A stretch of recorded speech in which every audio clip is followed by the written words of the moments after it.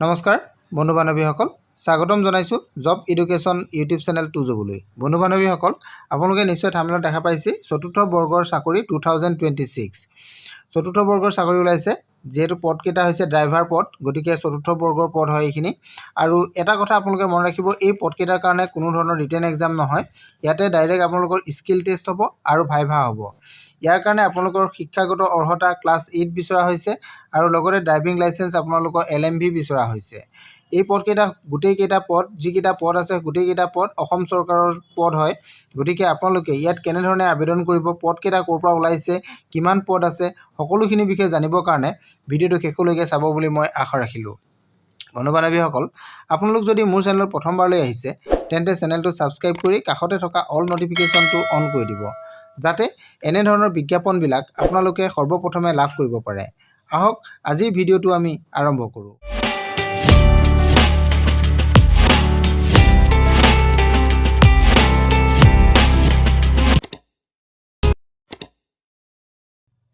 নমস্কাৰ বন্ধু বান্ধৱীসকল, আজি আপোনালোকৰ কাৰণে এইটো অসম গভৰ্ণমেণ্টৰ ফালৰ পৰা প্ৰকাশিত এটা বিজ্ঞাপন লৈ আহিছোঁ।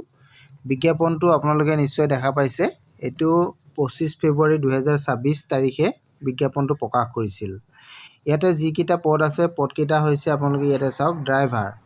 এইটো অন কণ্ট্ৰেকচুৱেল বেচিছত এই পদকেইটা দিব।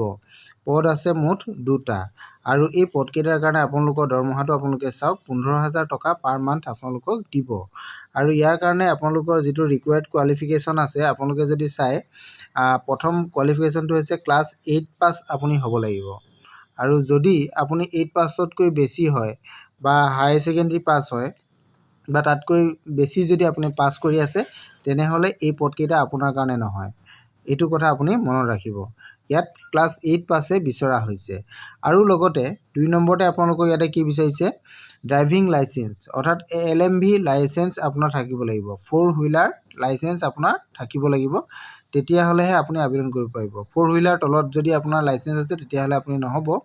4 হুইলাৰ বা LMV লাইচেন্স আপোনাৰ থাকিব লাগিব। আৰু এই পদকেইটা আপুনি যদি চাই আনৰিজাৰ্ভ কেটেগৰীত পদকেইটা দিয়া হৈছে, এইটো নিশ্চয় আপোনালোকে গম পালে। এতিয়া ইয়াত আপোনালোকৰ চিলেকশ্যন মোডটো যদি চাই, আপুনি selection mode for skill test হ'ব বাই ভাইভা, আৰু দুটা ধৰণে হ'ব। ইয়াতে কোনো ধৰণৰ আপোনালোকৰ ৰিটেন এক্সাম নহয় এই পদকেইটাৰ কাৰণে। নিশ্চয় এইটো কথা আপোনালোকে বুজি পালে। এতিয়া আমি আহোঁ এই পদকেইটাৰ কাৰণে ইলিজিবল হ'বলৈ হ'লে আৰু কেইটামান টাৰ্মছ এণ্ড কণ্ডিশ্যন আছে। আমি সেই টাৰ্মছ এণ্ড কণ্ডিশ্যনকেইটা আমি জানি লওঁ। প্ৰথম কথা, টাৰ্মছ এণ্ড কণ্ডিশ্যনত আপুনি কিয় হ'ব লাগিব, ইণ্ডিয়ান চিটিজেন আপুনি হ'ব লাগিব, নাম্বাৰ 1। নাম্বাৰ 2, আপোনালোকৰ ইয়াতে কোৱা হৈছে যে গভৰ্ণমেণ্ট ডিপাৰ্টমেণ্টত কোনো ধৰণৰ কাম কৰা মানুহ ইয়াতে লোৱা নহ'ব। আৰু ড্ৰাইভিং লাইচেন্স আপোনাৰ LMV থাকিব লাগিব, এইটো কথা ইয়াতে উল্লেখ কৰিছে। ইয়াৰ কপি আপুনি লগত গাঁঠি দিব, ফৰ্মৰ লগত গাঁঠি দিব লাগিব। আৰু এডুকেশ্যনেল কোৱালিফিকেশ্যনৰ ডকুমেণ্টছসমূহ আপুনি লগত গাঁঠি দিব লাগিব। আৰু বয়সটো আপোনালোকৰ 18 পৰা 40 বছৰ ভিতৰত হ'ব লাগিব, এইটো 1/1/2026লৈকে। আৰু ইয়াতে এজৰ ৰিলেক্সেশ্যন থাকিব। 5 years ৰিলেক্সেশ্যন পাব SC আৰু ST কেণ্ডিডেটসকলে, অৰ্থাৎ তেওঁলোকে 45 yearsলৈকে আবেদন কৰিব পাৰিব। আৰু 3 years ৰিলেক্সেশ্যন পাব OBC আৰু MOBC কেণ্ডিডেটে, তেওঁলোকে 43 yearsলৈকে আবেদন কৰিব পাৰিব। এইটো কথা ইয়াতে উল্লেখ কৰা আছে, আপোনালোকে চাব পাৰিব। আৰু এজৰ কাৰণে আপোনালোকে এজ চাৰ্টিফিকেট, কাষ্টৰ কাৰণে কাষ্ট চাৰ্টিফিকেট, এক্সপিৰিয়েঞ্চ থাকিলে এক্সপিৰিয়েঞ্চ চাৰ্টিফিকেট, এইখিনি লগত গাঁঠি দিব লাগিব ডকুমেণ্টছৰ লগত। আৰু লগতে 3 copy passport size photograph, employment exchange registration certificate, এই সকলোখিনি আপুনি গাঁঠি দিব লাগিব। আপোনাৰ যিটো এড্ৰেছত আপুনি পঠিয়াব লাগে তাতে ষ্টেণ্ডাৰ্ড ফৰ্মত আপোনালোকে ষ্টেণ্ডাৰ্ড ফৰ্মখনত ফিল আপ কৰি ছেল্ফ এটেষ্টেড কপি আপুনি লগত গাঁঠি দিব লাগিব।